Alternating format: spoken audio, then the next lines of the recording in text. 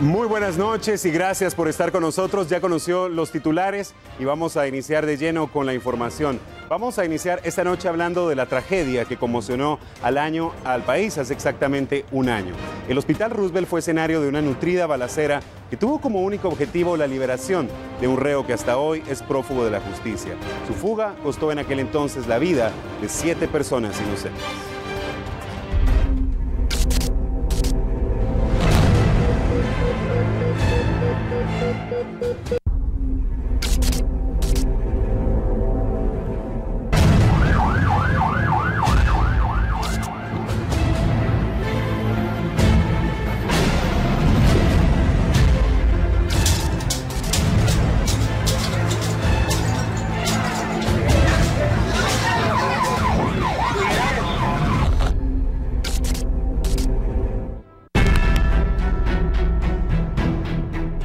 El 16 de agosto de 2017, una fecha que marcó la vida de médicos, enfermeras y pacientes del Hospital Roosevelt.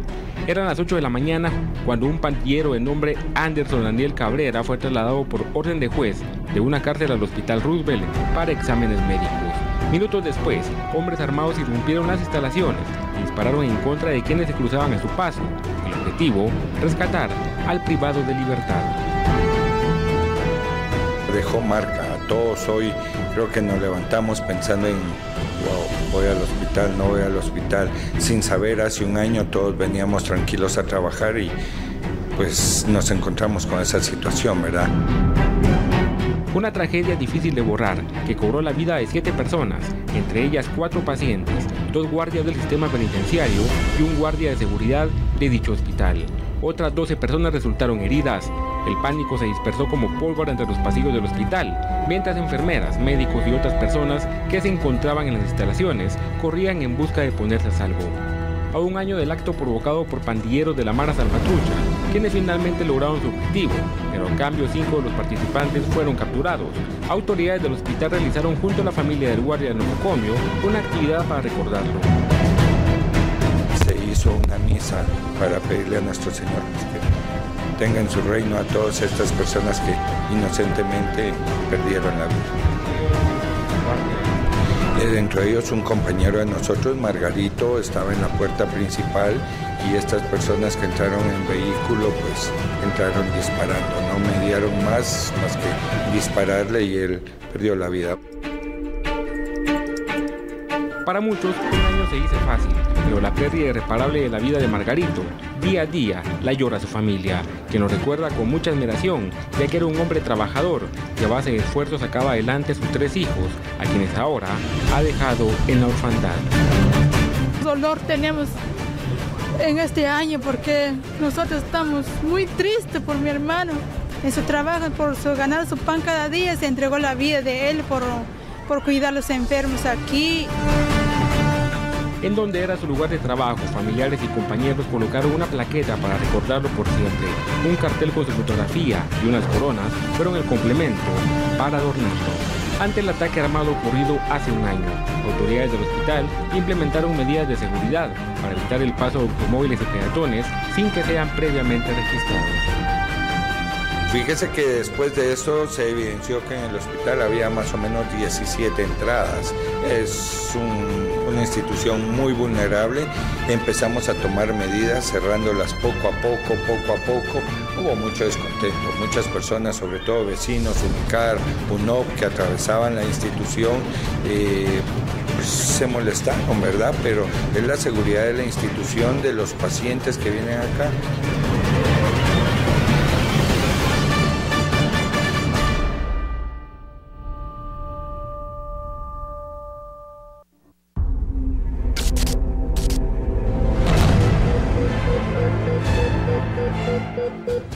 Una verdadera barbarie ocurrida aquel día en el Hospital Roosevelt. Hablamos de un auténtico baño de sangre. 7 personas fueron las fallecidas después de este ataque que buscaba justamente liberar a un cabecilla de la Mara Salvatrucha. Muchas dudas y también muchos cambios a raíz de esto que ocurrieron en ese nosocomio. Lo peor es que esta persona sigue prófugo de la justicia un año después. 365 días después, hablamos que Anderson Daniel Cabrera Cifuentes, alias Little Boy o la Chatía, sigue y continúa prófugo de la justicia. Las autoridades dan una recompensa de 150.000 quetzales. Recordemos que esta persona, este peligroso reo, hace un año es el líder de la Mara Salvatrucha. También en pantalla aparecen los números telefónicos. Cualquier información será de mucha utilidad para las fuerzas de seguridad para capturar a esta persona. Se puede comunicar al 110, al 1561 y también al 1518. Es lamentable y esta persona continúa en libertad. Por supuesto, cualquier información que usted pueda brindarle a la Policía Nacional Civil será de manera confidencial. Está garantizada la confidencialidad. Vamos a continuar hablando del Hospital Roosevelt y de lo que está sucediendo hoy en día. La consulta externa continúa suspendida, esto debido a la demanda de reajuste salarial que están solicitando los médicos. La cantidad de pacientes afectados diarios puede ascender hasta 1.400, debido a que más de 800 médicos están en asamblea permanente. Ambulancias de la Cruz Roja y del Ministerio de Salud están apoyando para trasladar a pacientes que necesitan ser atendidos en alguna especialidad.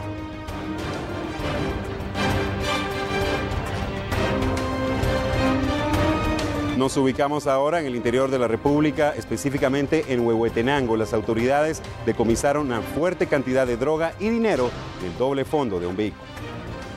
La Subdirección de Análisis e Información Antinarcótica de la Policía Nacional Civil fue la encargada de descubrir que en la palangana de un pick-up estacionado en la aldea Santa Rosa de Nentón, Huehuetenango, había droga y dinero en efectivo. Gracias al apoyo del agente canino Barry, las fuerzas de seguridad lograron decomisar 2 kilos de cocaína y $426.000, unos 3 millones de quetzales aproximadamente, que estaban ocultos en un doble fondo del vehículo. El dinero fue localizado en 11 paquetes junto a la droga cuyo valor se desconoce. El operativo inició anoche y se extendió hasta la madrugada de este jueves, ya que el Ministerio Público debió contabilizar el monto de los dólares detenidamente. La policía informó que el piloto del vehículo se dio a la fuga al notar la presencia de los agentes. Lo que procederá en los próximos días será establecer de quién era el pick-up y a dónde iba dirigida la droga y el dinero. El 16 de mayo de 1958 nació Madonna, cantante y actriz estadounidense. En la misma fecha, pero en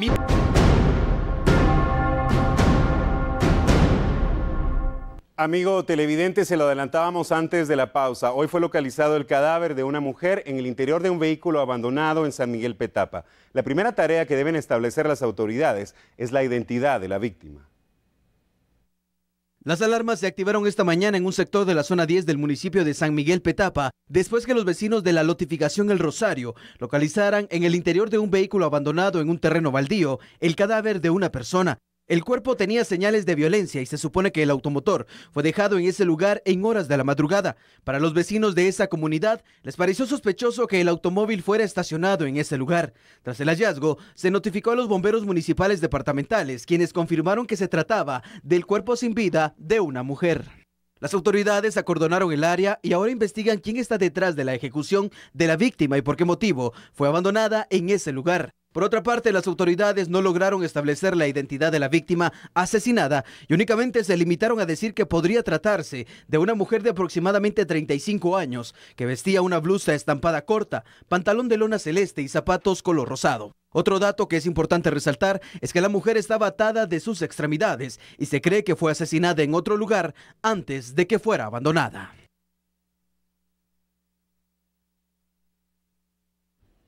Las zonas 8 y 21 de la capital fueron escenario este día de varios atentados armados con saldo mortal. 2 hechos de violencia fueron reportados esta madrugada por los cuerpos de socorro en la zona 8 capitalina. El primero se trataba de una mujer acribillada en la 6ª Avenida y 34 calle de esa zona. La víctima no fue identificada y se estima que tenía 37 años. La mujer vestía chumpa celeste, blusa floreada, pantalón azul y zapatos negros. Horas después, a pocas cuadras del primer ataque, otra persona fue asesinada con arma blanca. La víctima tampoco fue identificada. Se estima tenía 25 años y vestía playera blanca, pants negro y tenis celestes con blanco. Personas que caminaban por el lugar indicaron que el hombre asesinado era conocido en el sector como el Chucky y se presume es el supuesto responsable de haber asesinado a la primera víctima horas antes. dentro de un salón de belleza. Otro ataque armado dejó como saldo una persona fallecida y un niño de 4 años herido en su pie derecho. Cuerpos de socorro trasladaron al menor a la emergencia de la pediatría del Hospital Roosevelt y a Óscar Arnoldo Martínez Pacheco, quien murió a su ingreso. A la emergencia de ese nosocomio. Las causas del ataque se desconocen. Pasamos ahora a temas judiciales. La exvicepresidenta de la República, Roxana Baldetti, no logró separar al juez Miguel Ángel Gálvez del caso La Línea a través de una recusación. La acción legal fue rechazada por los magistrados de la Sala Segunda de la Corte de Apelación de Mayor Riesgo. La inconformidad de Baldetti ante el juez Miguel Ángel Gálvez surge porque no le otorgó unos días para buscar un abogado de su confianza para que la defienda en su proceso legal. La exfuncionaria considera que se le están violentando sus derechos constitucionales al imponerle un abogado público.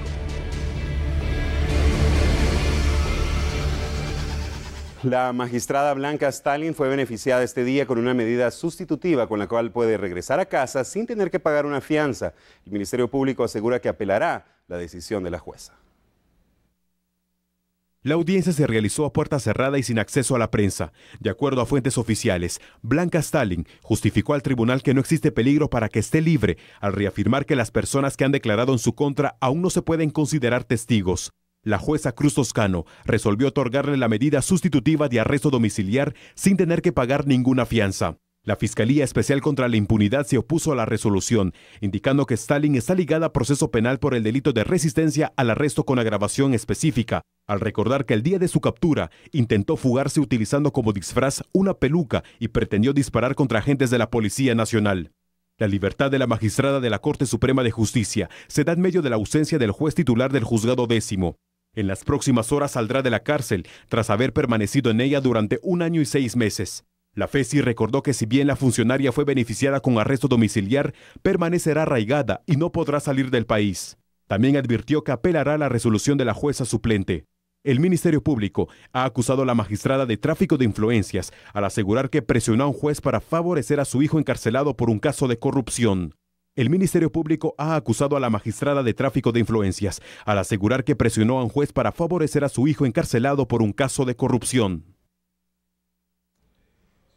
Hablamos de otro caso. A 14 años de cárcel fue condenado un hombre por el tribunal a cargo de su sentencia, y es que lo hallaron culpable de lesiones leves y graves en contra de agentes de la Policía Nacional Civil.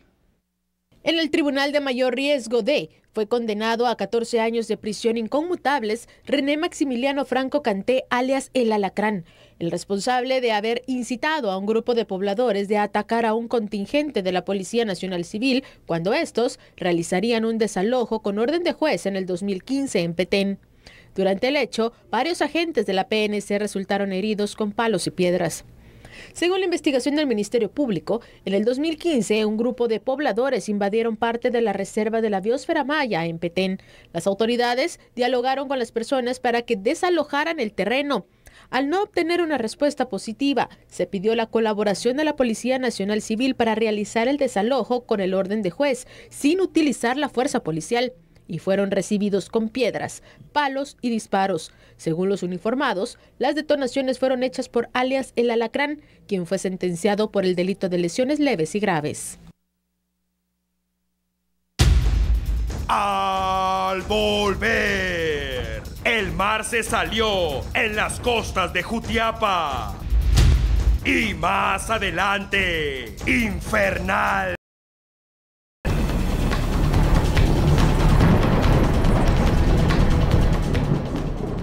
Tenemos que hablar del clima en nuestro país. Hablamos de un fenómeno natural que está afectando a más de 70 familias en Moyuta, Jutiapa. Atención a las imágenes. Allá viene otro. Mira allá por el baño, allá ves cómo le va. Allá por el baño, mira, allá por el baño.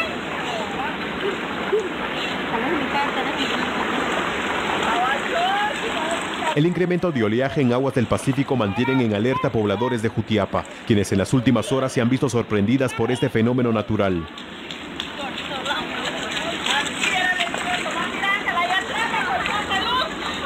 El agua ha llegado hasta las viviendas de las comunidades La Barrona y La Barra del Giote en Moyuta. La Coordinadora Nacional para la Reducción de Desastres reportó en su más reciente informe que hay 70 viviendas con daños leves y 400 personas afectadas, pero que ya se les brindó asistencia humanitaria sin necesidad de trasladarlas a un albergue. Los pobladores de estos lugares indicaron que ayer por la tarde observaron que las olas comenzaban a rebasar su nivel normal, que es de 1,50 m, y que durante la noche la situación ya era alarmante. El oleaje llegaba a los 2 metros de altura. David de León, portavoz de la CONRED, dijo que la institución junto con el ICIBUME continúan monitoreando las costas del Pacífico para tomar alguna medida de emergencia si en caso las olas continúan incrementando.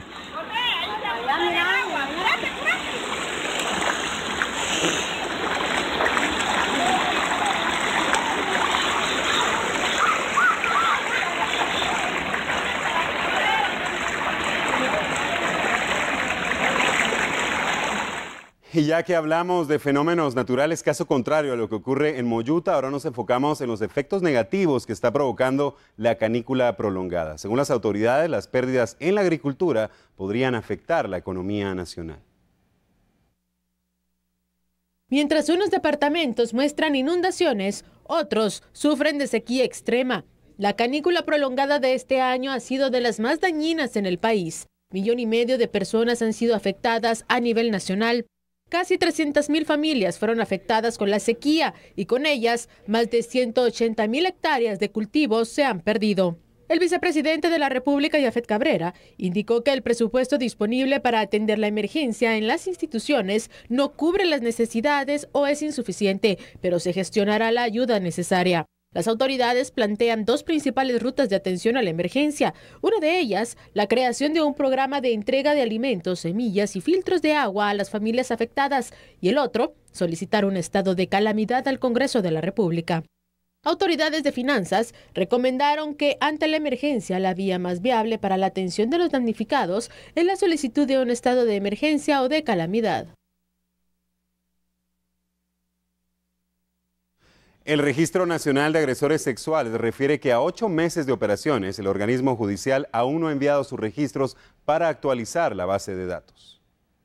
A 8 meses de haber entrado en vigencia y de funcionar la Ley de Banco de Datos Genéticos del RENAS, aún no existe una base de datos consolidada que tenga en su listado todos los nombres y datos de personas que han sido juzgadas o que tienen algún antecedente penal por delitos sexuales. Las autoridades del Registro Nacional de Agresores Sexuales indicaron que el organismo judicial aún no les ha enviado su listado y por consiguiente la base de datos está desactualizada, lo que podría generarle problema a quienes extienden las certificaciones.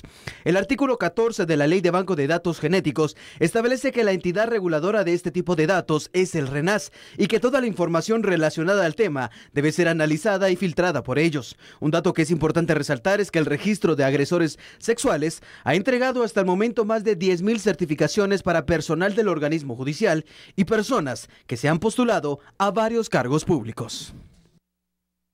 Hablamos ahora de un grupo de pobladores que bloquearon el paso vehicular sobre la Ruta Nacional 14. Los inconformes aseguran que el paso será liberado hasta que las autoridades reanuden la búsqueda de desaparecidos en el volcán de fuego. La habilitación del paso de la Ruta Nacional 14 fue suspendida debido a bloqueos protagonizados por los pobladores de San Miguel Los Lotes, Escuintla. Vecinos del lugar exigen a las autoridades que continúe la búsqueda de víctimas de la erupción del volcán de fuego en la zona cero. Durante la protesta, los pobladores mostraron cajas de plástico con restos de algunas víctimas y advirtieron que no permitirán que se habilite el paso por ese lugar si no se toma en cuenta su petición. Quienes viajaban en motocicletas y automóviles se vieron seriamente afectados, ya que quedaron en medio de la protesta. Las autoridades suspendieron los trabajos de búsqueda y rescate en la zona cero hace unas semanas, atendiendo el llamado de las instancias internacionales, que establecen únicamente 72 horas de búsqueda de personas en una tragedia, como la que ocasionó el volcán de fuego.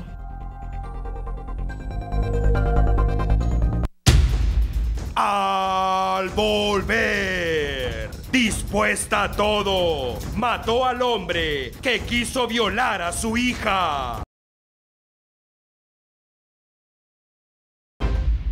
Continuamos con la información. La CICIG y el Tribunal Supremo Electoral firmaron una carta de entendimiento para fortalecer el proceso electoral del próximo año. Mario Ismael Aguilar Elizardi, magistrado presidente del Tribunal Supremo Electoral, dio a conocer sobre la firma de un convenio de cooperación con la Comisión Internacional contra la Impunidad en Guatemala, CICIG. La ayuda será en 2 unidades especializadas que fueron creadas por la ley electoral y de partidos políticos. El Tribunal Supremo Electoral con la Comisión Internacional, cada uno en el ámbito de sus competencias, para llevar a cabo cada uno de sus mecanismos e interrelacionarlos con las demás dependencias que legalmente están facultadas para transmitir e intercambiar información que sea necesaria para el tribunal para llevar a cabo ese objetivo. Iván Velázquez, comisionado de la CICIG, indicó que la firma de la Carta de Entendimiento es para apoyar y asistir al Tribunal Supremo Electoral de cara al proceso del próximo año. Fundamentalmente, nuestra participación está dirigida a apoyar, a asistir al Tribunal Supremo Electoral en la implementación y seguimiento de esta unidad especializada de control y fiscalización de las finanzas de los partidos, pero también a la unidad especializada del control de los medios de comunicación y estudios de opinión. Entre las instituciones involucradas en el trabajo interinstitucional está la Contraloría General de Cuentas, la Superintendencia de Bancos y el Ministerio Público por medio de la Fiscalía de Delitos Electorales. Momentos de tensión se dieron en el Salón Arturo Gerbruger del Tribunal Supremo Electoral cuando manifestantes interrumpieron la conferencia de prensa del convenio firmado entre el TSE y la CICIG. ¿Cómo es que se...? Bueno.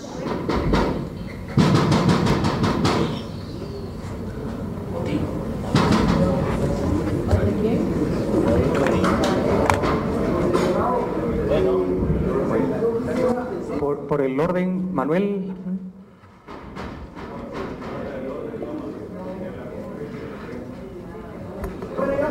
Seguridad de todos. Bueno, de esta manera entonces culminamos la conferencia de prensa agradeciendo la presencia y participación de todos. Muchas gracias y muy buenos días. Muchas gracias.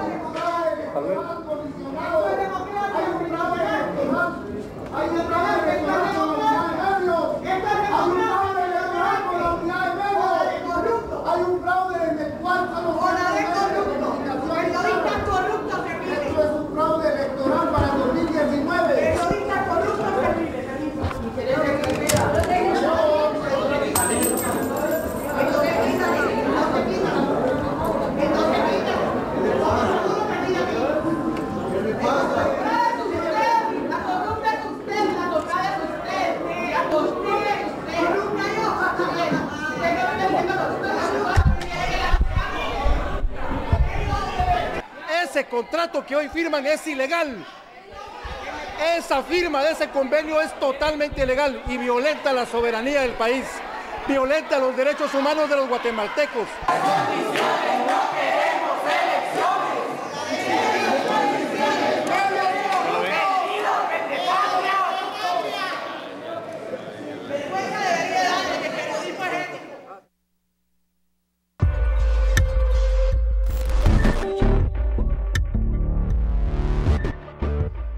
Ampliamos otro de nuestros titulares. Le hemos dado seguimiento a este caso. La mujer que fue arrestada, acusada de ser la responsable del asesinato de un hombre, recobró hoy su libertad argumentando que lo hizo en defensa propia. A continuación, esta historia. El caso dio de qué hablar la semana pasada en Santa Rosa, luego que una mujer se entregara a las autoridades tras haber matado a un hombre, argumentando que fue en defensa de su hija. Lidia Ninette Polanco es su nombre. Tiene 35 años y fue arrestada de inmediato por la policía. Su versión del hecho fue que Willy Pérez Hernández, de 45, llegó a su vivienda bajo efectos de alguna droga, destruyó los muebles e intentó violar a una de sus hijas. El hombre llevaba un arma de fuego con el que amenazó a toda la familia. La madre no dudó en defender, pero él utilizó su fuerza para golpearla. Al notar que el sujeto no se encontraba en su estado normal, Lidia optó por tomar otras medidas de hecho. Sacó un arma que guardaba en una de las habitaciones y disparó contra el sujeto. Los bomberos municipales departamentales fueron alertados y a su llegada a la vivienda constataron que el hombre ya había fallecido. La mujer pasó varios días en prisión y hoy se decidió en un juzgado de Santa Rosa su futuro judicial. Su defensa argumentó que la mujer accionó contra el hombre para proteger a su hija. El juez analizó la situación del hecho y el requerimiento del abogado y decidió dejarla en libertad. Es un dolor grande vivir, un pánico y un temor así por un rato. Y como les digo yo, ¿verdad? Que hay que defenderse uno por sus hijos siempre hace todo y luchar por ellos. Y en día hoy las autoridades toman justicia. Usted lo hizo por defensa propia y hoy se va para su casa. Sí, gracias a Dios y a esta gente bendita que Dios me ha puesto en mi camino y que me han apoyado. Yo les doy las gracias a toditos. No sé cómo agradecerles ni cómo pagarles esto que han hecho por mí, apoyarme en todo momento, en los momentos más duros y difíciles que yo estuve ahí.